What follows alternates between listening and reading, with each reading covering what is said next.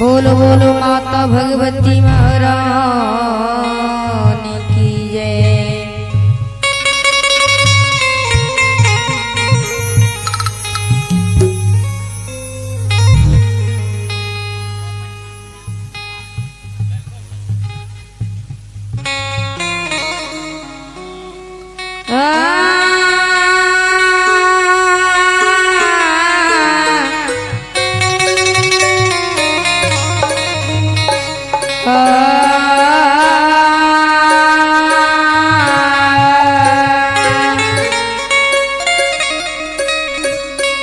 हे मां सरस्वती मां ये बिनवत करहूं कल जो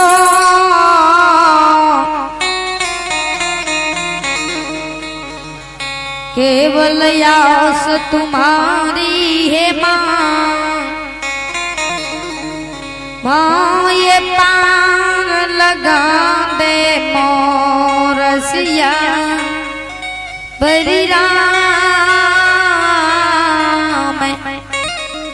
चंद्र शंकर जी उमा गंगा में गोदावरी तीर्थ में परिया धन्य धन्य भाग्य मां कौशल्या के हे जी रामल ये पतार सिया बरी राम चंद्र शंकर जी उमा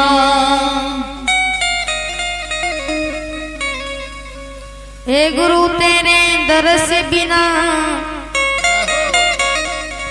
गुरु हो सुखे सकल शरीर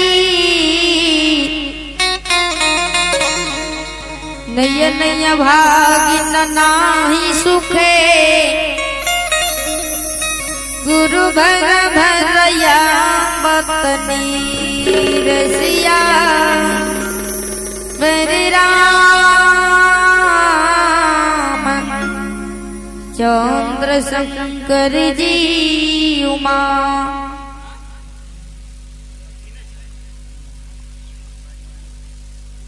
आइए श्रोता भगवान सबसे पहले एक मां भगवती के गोसाउन सुनियो कर बाद प्रसंग के ओर जेवे और सरकार जय मां भगवती के झूमर में हमरा से गलती भय जते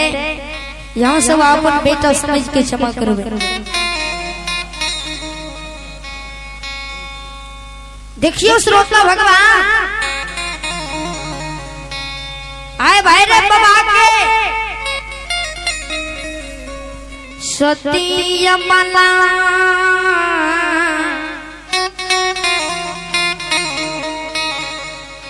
माले जी रही श्रोता भगवान सोना मुट्ठी बोरैन लायक नित प्रतिदिन सिरावन में सूते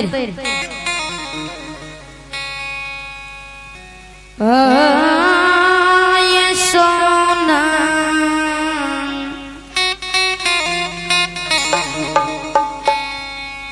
मुट्ठी बोरनिया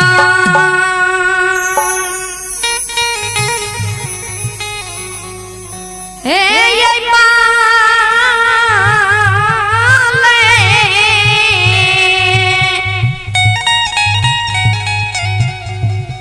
मालती ऐसी धुनमा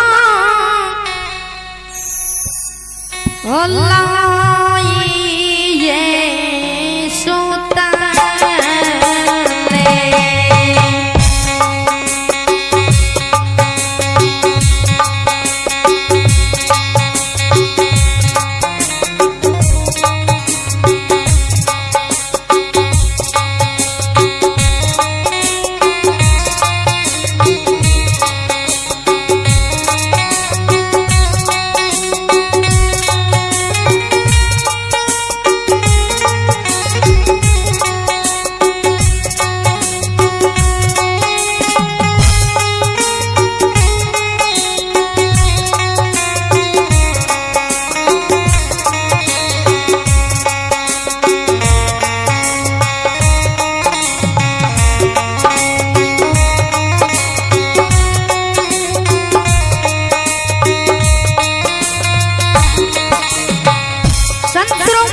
का भगवान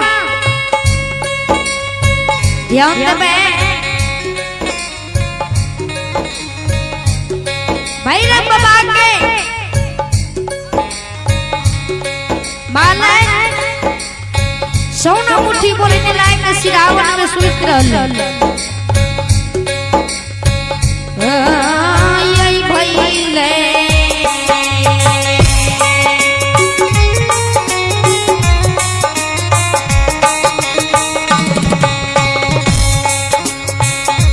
रवि नसरबा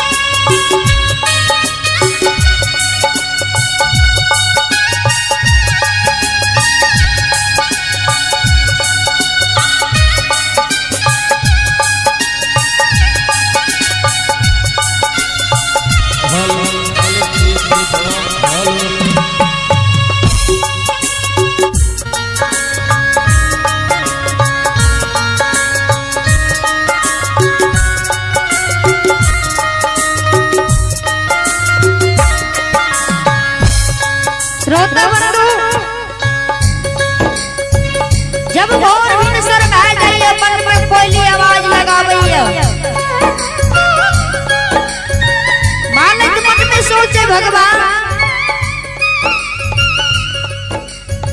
सब दिन हमर सासू मां गरियावैया उलंग मुराद दैया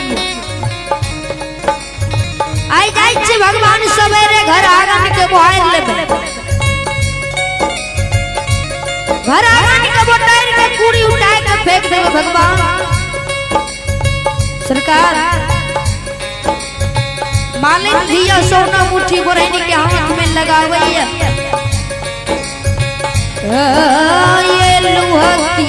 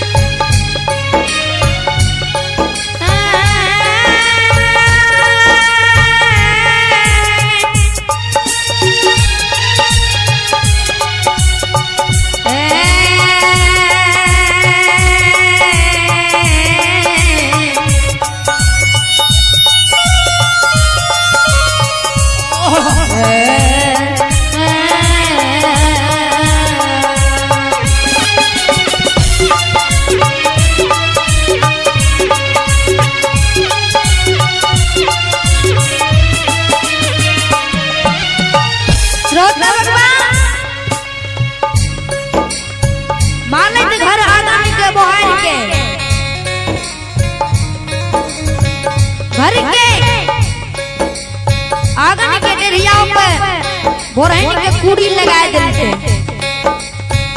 जब मालिक के सासू माँ के नींद खुलैया, मालिक के सासू माँ दरबार मार के आगन आवैया और देखो कि मालिक घर आगन के बोहार के डेरिया को भोज कुड़ी लगा देते।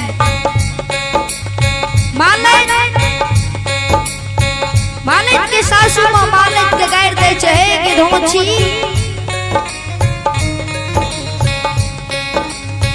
रंगे नहीं